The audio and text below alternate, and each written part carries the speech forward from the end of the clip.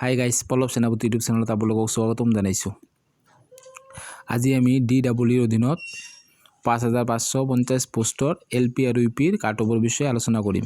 গতিকে আপোনালোকে ভিডিঅ'টো ধৈৰ্য সহকাৰে চাব।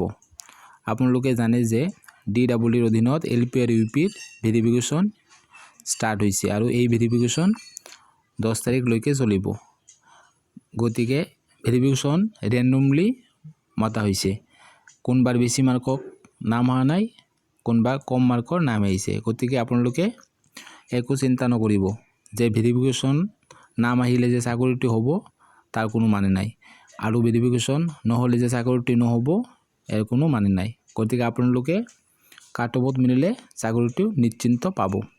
গতিকে আজি আমি হায়েষ্ট পোষ্ট ডিষ্ট্ৰিক্ট কেইটা কাট অফৰ বিষয়ে আলোচনা কৰিম। শোণিতপুৰ, লখিমপুৰ আৰু তিনিচুকীয়া এইকেইটা ডিষ্ট্ৰিক্টত কাট অফ কিমান যাব আমি আজি আলোচনা কৰিম। গতিকে আপোনালোকে মোৰ চেনেলটো যদি নতুন আহিছে তেন্তে সাবস্ক্ৰাইব কৰি দিব, শ্বেয়াৰ কৰি দিব। লখিমপুৰত যেহেতু 203 UR পোষ্ট আছে, OBC 41 আৰু SC 24, গতিকে URত 58 লৈকে লখিমপুৰত কাট অফ নামিব। যিসকলে 58+ UR কেণ্ডিডেট আছে সেইসকলে চাকৰিটো পাবলৈ সক্ষম হ'ব, আৰু OBC 57+, SC 56+।